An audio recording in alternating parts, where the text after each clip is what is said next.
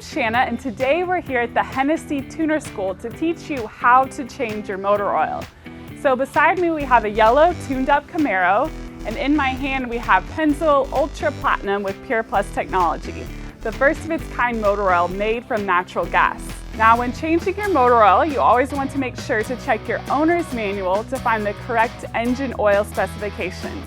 On the front of a motor oil bottle is where you'll find the SAE viscosity grade.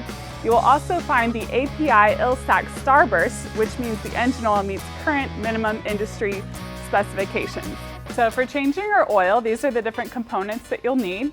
So I recommend wearing safety glasses when changing your oils, as well as a pair of gloves. You'll also need a microfiber rag for cleaning. Now the Camaro calls for 7 quarts of SAE 5W30 motor oil, but remember to always check your owner's manual for the correct engine oil specification and quantity of oil.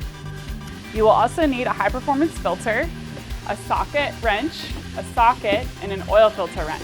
And then I also recommend using a funnel and an oil drain pan.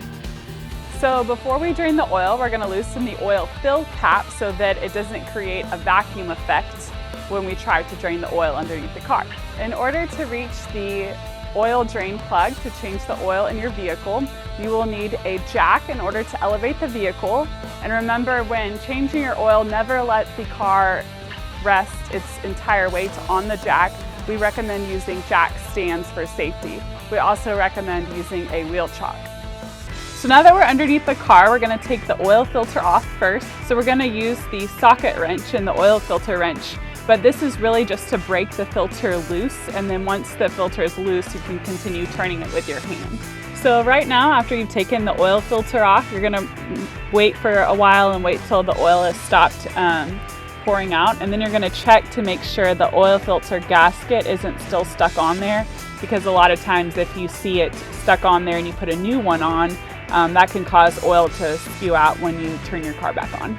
All right, so now we're gonna take off the oil drain plug. So I'm using the socket wrench here in the socket. So this is just to loosen the oil drain plug, and then once it's been loosened, you can do it by hand. Down here I have the oil pan, and this is what's going to catch the oil. So when I first take it off, it may spray out, so we can scoop the oil drain pan if needed. So it may take quite some time for the oil to actually drain out, but it may be a good idea before changing your oil to have the engine just slightly warm, so not burning hot, so that the oil flows out more easily. So I recommend putting a thin layer of oil on the gasket of the new oil filter. So as you see here, the oil has gone to a very slow drip. Now it will probably never stop dripping, so once you see the oil start to slowly drip, it's about time to put the oil drain plug back on. So I'm going to take a microfiber towel here and clean the oil drain plug.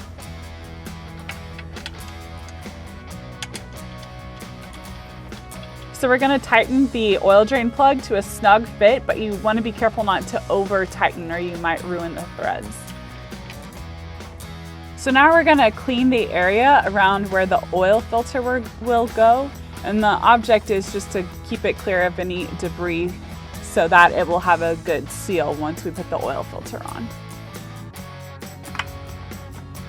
The oil filter should go on easily.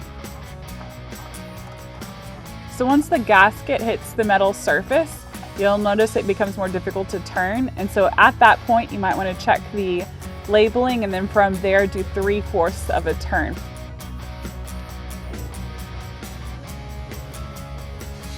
So now that we've drained all the oil and the oil drain plug is back and the filter is back in place, we can now fill the engine with the new oil.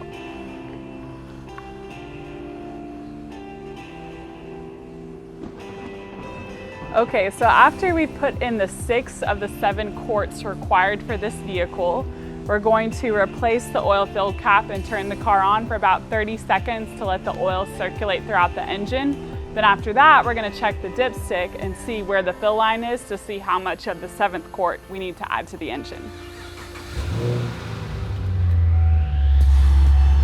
So now that we've run the engine for about 30 seconds, we're now going to check the level on the dipstick. So first I'm going to pull it out and wipe it clean. And then we'll stick it back in the engine and then pull it out and check the oil level on the dipstick. So now that we have run the engine for 30 seconds and the oil has filled the oil filter and we've checked the level, we can now add the last quart.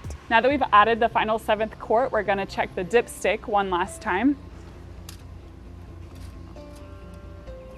Pull it out and clean it out.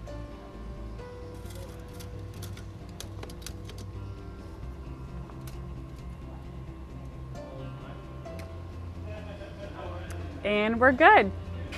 So once you've changed your oil, I would recommend turning on your car again and just double checking that there aren't any leaks. Congratulations, you've just changed your oil. Please dispose of the used oil properly. Never pour any type of oil down the sewer drain. Always check your local environmental agencies to see where you can properly dispose of the oil. Many auto stores and fast lube stores will take your used oil for you.